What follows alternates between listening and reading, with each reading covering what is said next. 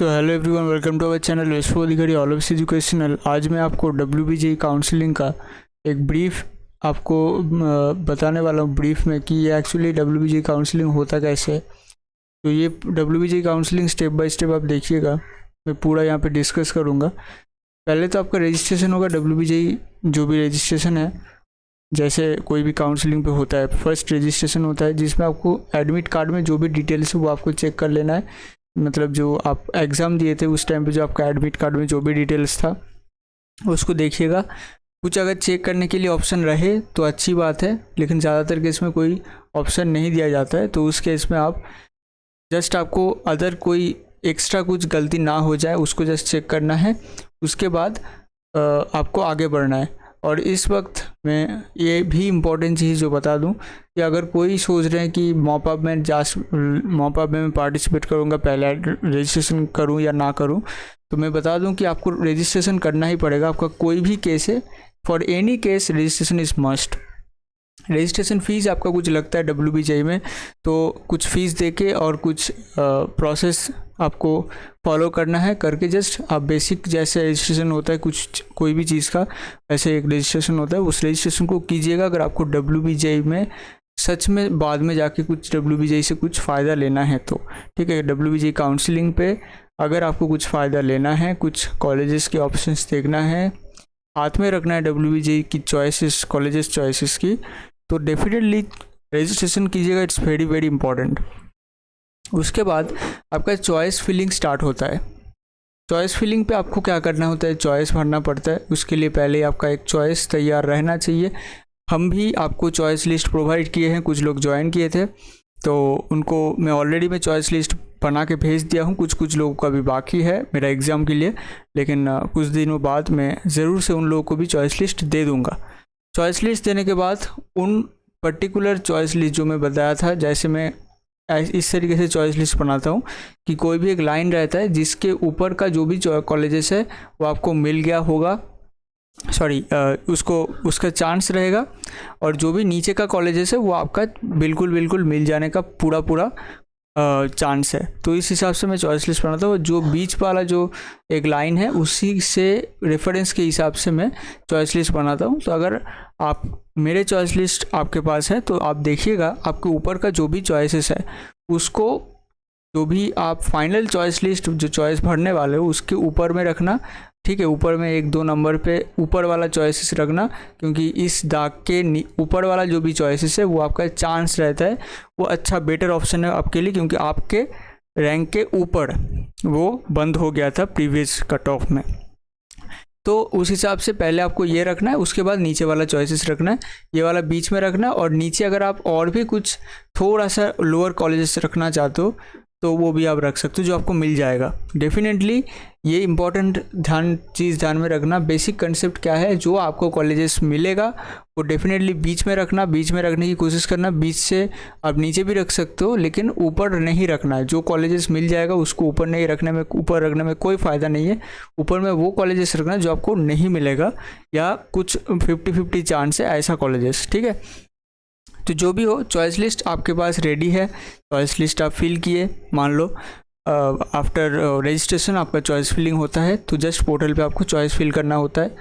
बाद में जाकर अगर संभव हो तो मैं डेमो वीडियो भी आपको दे दूंगा कैसे चॉइस लिस्ट फिल करना होता है। उसके बाद आपका राउंड सीट 1 का अलॉटमेंट आता है। राउंड सीट 1 का अलॉटमेंट जो आपका आएगा उसमें आपका 3 कैटेगरी, मतलब 3 ऑप्शन रहेगा। राउंड सीट 1 के बाद अगर आपका कोई अलॉटेड नहीं हुआ तो कोई भी दिक्कत नहीं है, आपको कुछ नहीं करना है। नेक्स्ट राउंड के लिए आपको वेट करना है, मतलब बाय डिफ़ॉल्ट आप राउंड 2 पे चले जा रहे हो, उसमें कोई दिक्कत नहीं है। अगर आपके पास कोई मान लो चॉइस मिल गया है तो आपके पास 2 कंडीशन आता है, एक है स्टॉप और दूसरा है अपग्रेडेशन। स्टॉप मतलब आप उस कॉलेजेस जो भी आपके रैंक पे आपको मिल गया है राउंड 1 पे वो आप ले रहे हो, तो आप क्या करोगे, नो अपग्रेडेशन फॉर्म लेओगे। कहाँ से? आपको जस्ट पोर्टल पे ही मिल जाएगा नो अपग्रेडेशन का फॉर्म। ये अपग्रेडेशन फॉर्म मैं ऑलरेडी दिखा चुका हूँ कहाँ मिलता है। वहाँ से आप नो अपग्रेडेशन के फॉर्म को प्रिंट आउट करके उसको फिलअप कर लेंगे। उसके बाद क्या करेंगे, जो भी कॉलेजेस के अंदर आपको चॉइस मिला था उस कॉलेजेस में जाना है, डायरेक्ट एडमिशन लेना है। जाके मतलब डायरेक्ट मतलब जस्ट एडमिशन ले लेना है, नो अपग्रेडेशन फॉर्म देना है। जो भी इंपॉर्टेंट चीज़, तो जो भी डॉक्यूमेंट्स आपको देना है दे के आपको जस्ट क्या करना है, एडमिशन लेना है। आपका कोई दिक्कत नहीं है, आप उस WBJ काउंसलिंग से आपको जो भी लेना था वो आप ले लिए। दूसरा जो चांस है वो है कि मतलब दूसरा जो कैटेगरी का लोग आते हैं वो क्या करते हैं, जो भी कॉलेजेस ऑलरेडी उसको मिल गया है वो उनको होल्ड करना चाहते हैं, करके नेक्स्ट राउंड पे जाना चाहते हैं। मैक्सिमम लोग वैसे ही करना चाहते हैं होंगे, जो लोग थोड़ा समझदार हैं, क्योंकि बेटर कॉलेजेस उनके चॉइसेस लिस्ट का पहले मतलब फर्स्ट पोर्शन पे रहता है, टॉप पोर्शन पे। तो उस पोर्शन से अगर कोई कॉलेजेस आपको उनको मिल जाए तो अच्छी बात है ना, तो उनके लिए वो अपग्रेडेशन की कोशिश करते हैं। अभी अपग्रेडेशन है जो है ये ऑनलाइन नहीं होता है। अगर आपको ये सब अपग्रेडेशन कराना है तो भी आपको, ठीक है, इसको बोलते हैं ये सब अपग्रेडेशन, मतलब आपका जो भी कॉलेज मिल गया है उसको रख के आप नेक्स्ट मतलब राउंड पे जाना चाहते हो, लेकिन उस कॉलेज को भी होल्ड करना चाहते हो। तो उस टाइम पे आपको क्या करना है, ये अपग्रेडेशन फॉर्म मिलता है इस पोर्टल पे, इसको आपको फिर से जैसे नो अपग्रेडेशन वाले लोग करते हैं प्रिंट आउट करना है, उसको फिलअप करना है, करके जो भी कॉलेज आपको मिला है उस कॉलेज में जाना है, लेकिन एडमिशन ले लेना है। उसमें आपको क्या करना है, उसमें आपको करना है डॉक्यूमेंट वेरिफिकेशन। डॉक्यूमेंट वेरिफिकेशन के नाम पे रहता है उस ये अपग्रेडेशन फॉर्म को देना है और डॉक्यूमेंट वेरीफाई करना है। आपका जो भी डॉक्यूमेंट्स लगता है उसका ऊपर मैं वीडियो एक बना चुका हूँ, उस वीडियो को देखिएगा। जो भी डॉक्यूमेंट्स वहाँ पे मेंशन्ड है उसको पहले क्या करना है, आपको ले जाना है, सब ओरिजिनल ले जाना है। और ध्यान रखना है प्राइवेट कॉलेजेस में ओरिजिनल जो भी है वो सारा वापस ले आना है, ठीक है, घर में। ऐसा नहीं कि उन लोगों को दे के आ गए हैं, ऐसा नहीं, ठीक है। ओरिजिनल जो भी है वो वापस ले आना है। तो मैं ये मेंशन किया क्योंकि कुछ लोगों को दिक्कत होता है, बहुत सारे दिक्कतें हैं, ठीक है, मेरा एक्सपीरियंस है इसलिए मैं बता दिया। जो भी हो, तो आपको जस्ट क्या करना है, ये अपग्रेडेशन का फॉर्म फिलअप करना है और डॉक्यूमेंट वेरीफाई करके उस कॉलेज में जाके करके आ जाना है, और कुछ नहीं करना है। आपका वो सीट होल्ड में रहेगा, कोई दिक्कत नहीं है, आप नेक्स्ट राउंड में भी पार्टिसिपेट कर सकते हो। लेकिन ध्यान रखना, अगर आप इस डॉक्यूमेंट वेरिफिकेशन को नहीं करते हो और आप मान ले तो ऐसे ही मेरे जो भी कॉलेज मुझे मिला वो होल्ड में आ जाएगा, नेक्स्ट राउंड पे मैं चला जाऊंगा, ऐसा नहीं होता है। डॉक्यूमेंट वेरिफिकेशन अगर नहीं होगा तब उस टाइम पे ही आप काउंसलिंग से बाहर हो जाओगे, ठीक है। ये इंपॉर्टेंट है, डॉक्यूमेंट वेरिफिकेशन करना पड़ेगा और ये फिजिकली करना पड़ेगा, ऑनलाइन नहीं होता है, ठीक है। चौसा वाले में जैसे ऑनलाइन होता है वैसे नहीं होता है। अच्छा, उसके बाद आता है राउंड 2, ठीक है। राउंड 2 में क्या होगा, no change in choice filling. Important जो चीज़ है, चॉइस फिलिंग में कोई चेंज नहीं करने देते हैं WBJ वाले। चॉइस फिलिंग आपका जो फर्स्ट राउंड के बाद जब भी चॉइस लॉक हो जाता है उसके बाद राउंड 2 तक आप चॉइस फिलिंग नहीं कर सकते हो, ठीक है। उसके बाद जो भी हो ये मैं बता दिया। उसके बाद 2 कंडीशन आता है, एक है कि फर्स्ट टाइम सीट अलॉट हो गया, सेकेंड कंडीशन है आपका ऑलरेडी आपका एडमिशन मतलब फर्स्ट टाइम आपको सीट मिल गया है, ऐसा एक कंडीशन होता है। और दूसरा कंडीशन होता है नॉट अलॉटेड। तो आपका कोई दिक्कत नहीं है, नॉट अलॉटेड तो क्या हुआ, जस्ट आपका रजिस्ट्रेशन फीस लगा और कुछ नहीं। राउंड 1 राउंड 2 में आप पार्टिसिपेट करें, आप देख लिए कि मेरे कोई भी कॉलेज नहीं मिला। लेकिन नॉट अलॉटेड के लिए एक इम्पॉर्टेंट पॉइंट, तब आप थोड़ा ध्यान से थोड़ा समझना कि हो सकता है आपका चॉइस लिस्ट सही नहीं था, क्योंकि WBJ में हर एक रैंक पे कुछ ना कुछ मिल जाता है। अगर आप उस रैंक के अकॉर्डिंग चॉइस लिस्ट बनाए थे तो आपको कुछ ना कुछ मिल जाता है, इसलिए चॉइस लिस्ट अच्छा रहना बहुत ज़रूरी है, ठीक है। जो भी हो, अभी कुछ नहीं हो सकता। उसके बाद क्योंकि अभी तो चॉइस बंद हो गया ना, तो आपको जस्ट नॉट अलॉटेड होगा और आप WBJ राउंड 2 तक आप पार्टिसिपेट किए, रजिस्ट्रेशन किए, ठीक है। आप मॉपअप में भी पार्टिसिपेट कर सकते हो, उसका भी एक चांस है। तो आपको हताश नहीं होना है, जो लोगों का राउंड 2 पे कोई भी सीट अलॉट नहीं होगा उन लोगों को। अच्छा, उसके बाद दूसरा कंडीशन होता है कि आपको फर्स्ट टाइम सीट अलॉट हो जाए। तो फर्स्ट टाइम सीट अगर आपको अलॉट होगा कोई दिक्कत नहीं, आपको क्या करना है, एडमिशन लेना है और फिजिकल रिपोर्टिंग करना है। जैसे फर्स्ट राउंड पे किसी को अगर मान लो अपग्रेडेशन कराना था तो वो अपग्रेडेशन किया, जो लोग का एडमिशन लेना था एडमिशन लिया। तो जो लोग का एडमिशन लेने के समय जो प्रोसीड्योर था, जस्ट आपके लिए राउंड 2 पे वो प्रोसीड्योर होगा। आफ्टर राउंड 2 सेम प्रोसीड्योर होगा। याद रखना, एडमिशन लेना है, आपको ऐसा नहीं करना है कि जाके बोलना है कि मैं तो मॉपअप में पार्टिसिपेट करूँगा, एडमिशन नहीं लूँगा, उसको होल्ड में रखिए। ऐसा कोई कुछ नहीं होता है, ये नियम है, इट्स रूल दैट आपको एडमिशन लेना ही पड़ेगा, नहीं तो आपका सीट कैंसिल होगा और उस सीट को वैकेंट माना जाएगा और मॉपअप में भेजा जाएगा। तो इट्स वेरी इंपॉर्टेंट, ठीक है। तो एडमिशन ज़रूर से लेना है। अब बहुत लोग बोलेगा कि मेरा मान लीजिए एडमिशन हो गया और मॉपअप में मेरा कुछ मतलब दूसरा सीट मिला, तो मैं बाद में जाके वो डिस्कस करूँगा।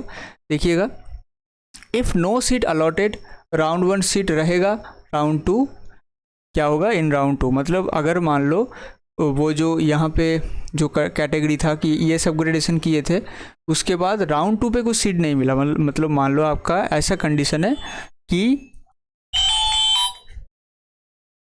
जो मैं बोल रहा था यहाँ पे कि राउंड 2 पे जो है, मान लो राउंड 1 पे आपको कुछ सीट मिला था, उस सीट को आपने होल्ड किए, मतलब डॉक्यूमेंट वेरिफिकेशन करके कॉलेज में उसके बाद वापस आ गए, और राउंड 2 में फिर से आपको कुछ मतलब नो सीट अलॉटेड, कोई भी सीट अलॉट नहीं हुआ, तो क्या वो सीट आपका रहेगा? ज़रूर से रहेगा। ये सीट आप होल्ड किए थे, आप डॉक्यूमेंट वेरिफिकेशन करके आए थे फिजिकली, इट्स एब्सोल्युटली लीगल कि आपका वो सीट रखा जाएगा, ठीक है। ये एक डाउट था, मैं यहाँ पे क्लियर किया। इसके बाद पारी आता है मॉपअप राउंड का। मॉपअप राउंड पे ध्यान से समझ लीजिएगा, इसमें आपको दूसरी बार रजिस्ट्रेशन करना पड़ता है और दूसरी बार चॉइस फिलिंग करना पड़ता है। मतलब जो लोगों का गलती हो चुका है पहले, वो इस चॉइस फिलिंग में उनको फिर से दोहराने की कोशिश मत कीजिएगा, और बिल्कुल इसको ध्यान से समझ के भरिएगा, क्योंकि फिर से आपको मौका मिल रहा है, दूसरी बार मौका WBJ देता है, ठीक है। शीशा में भी मिलता है, जैसे जोसा में। इसमें जो एडमिशन है, जो अगर आपको, अब इम्पॉर्टेंट पॉइंट है, जो लोगों का एडमिशन ऑलरेडी डन हो चुका है राउंड 2 पे, वो भी मॉपअप में पार्टिसिपेट कर सकते हैं। लेकिन याद रखना, अगर आप एडमिशन ना लेके सोच रहे हो कि ठीक है सीट रह जाएगा, ऐसा नहीं। अगर आप एडमिशन नहीं ले रहे हो, मतलब नहीं लिए हो राउंड 2 पे, तो डेफिनेटली आपका सीट कैंसिल होकर एज अ वैकेंट सीट आपको मॉपअप में कंसिडर किया जाएगा।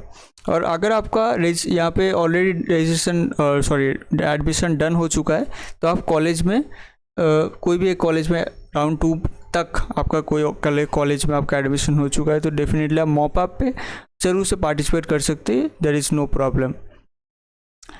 यहाँ पे इम्पोर्टेंट पॉइंट क्या आता है, जो मॉपअप राउंड होता है उसमें जो कंडीशन आता है वो क्या आता है, seat allotted, seat not allotted, 2 condition आता है।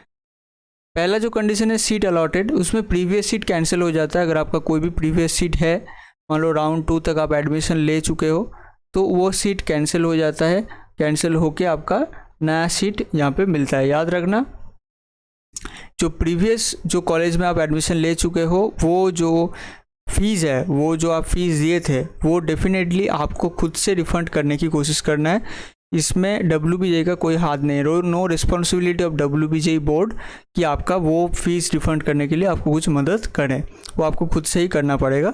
और जो एकदम करंट वाला जो मॉपअप राउंड पे जो सीट आपको मिला है, वो आपका फाइनल सीट होने वाला है सेंट्रलाइज काउंसलिंग पे, मतलब ये जो काउंसलिंग है इस काउंसलिंग में, ठीक है, WBJ में।